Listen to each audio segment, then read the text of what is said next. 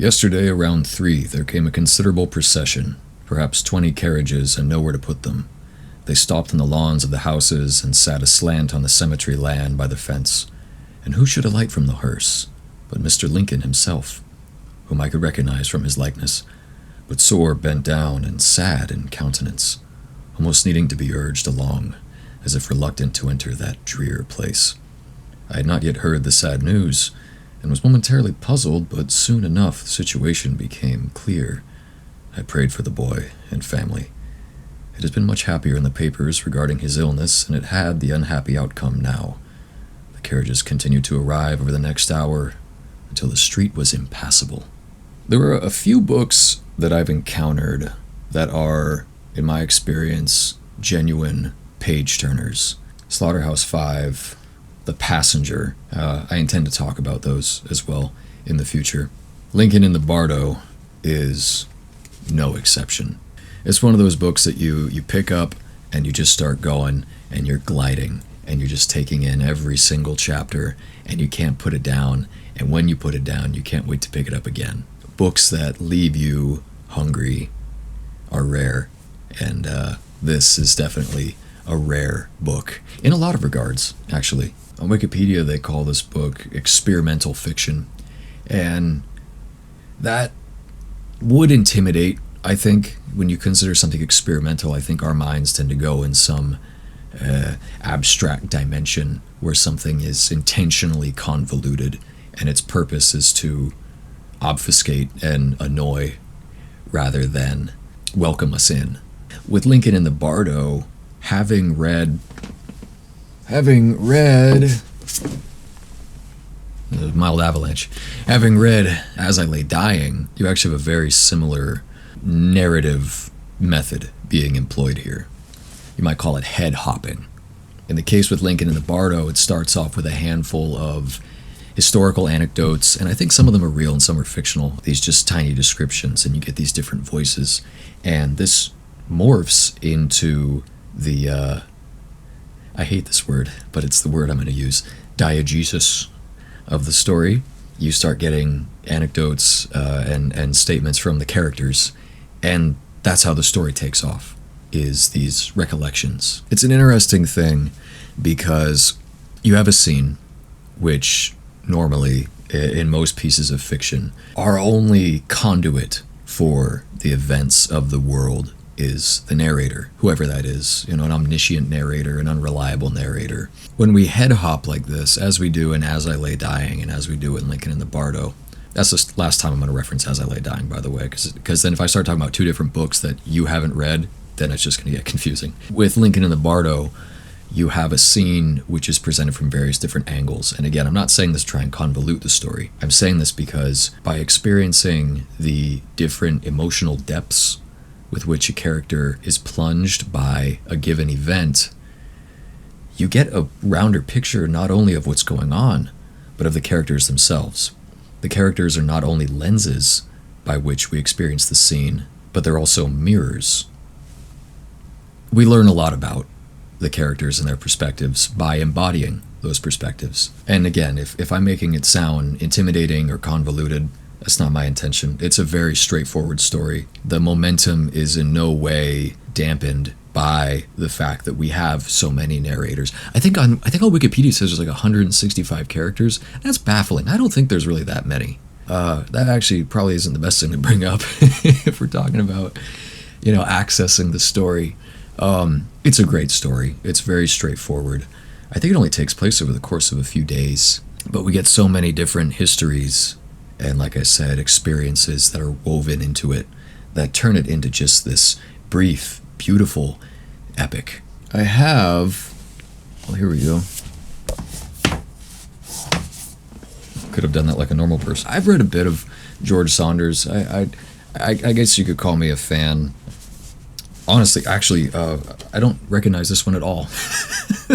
So I haven't read this one. Where did this come from? I want to say Fox 8 was my first...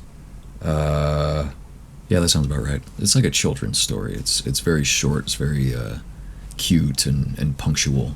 Punctual? It's very cute. Civil War Land and Pastoralia. the Ace of Clubs.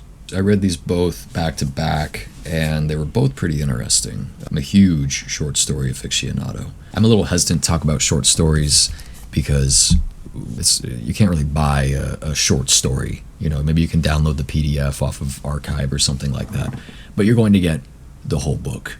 There's two things, because like if I just talk about one story, well, then I'm just talking about one tiny little fragment, and you're getting so much more when you actually go out and find the story. On the other hand, if I talk about a collection, then I might as well go into detail on every single one. And in every collection I've read, I've never read a collection all the way through and I've loved every single story. Contingent on that first part, I'm looking at Stories of Your Life by Ted Chiang, which is across the room from me right now.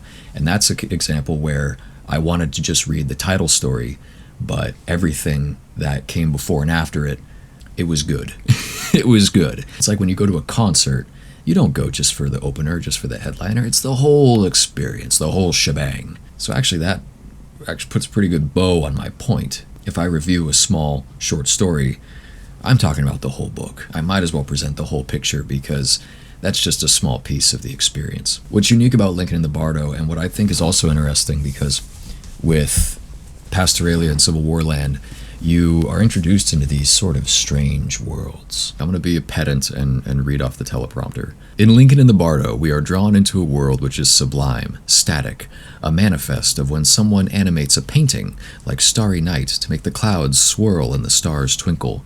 The scene is no doubt imbued with motion, or its illusion, but yet remains stationary. And there emerge, as we learn, consequences for remaining in this limbo. Why will it not work? What magic word made it work? Who is the keeper of that word? What did it profit him to switch this one off? What a contraption it is. How did it ever run? What spark ran it? Grand little machine, set up just so. Receiving the spark, it jumped to life. What put out that spark? What a sin it would be. Who would dare ruin such a marvel? Hence his murder anathema. As you could probably guess, the Lincoln references a pair of characters.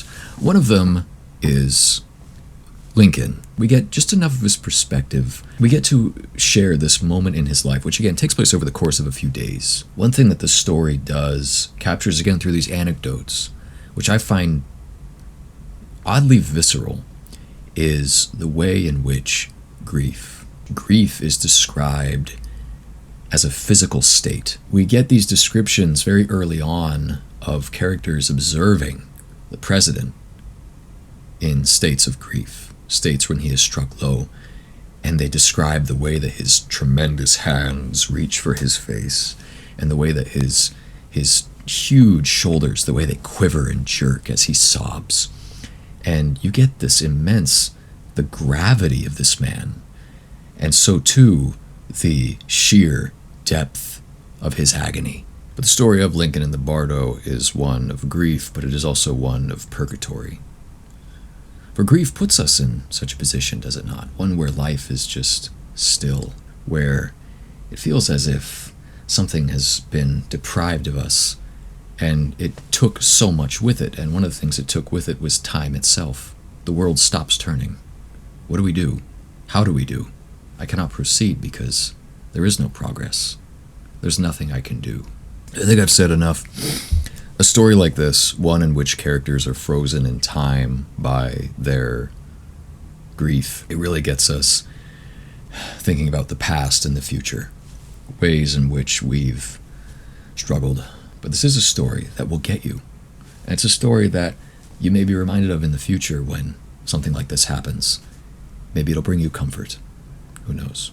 For now, it's just a really good read. Lincoln in the Bardo, George Saunders. Pick it up.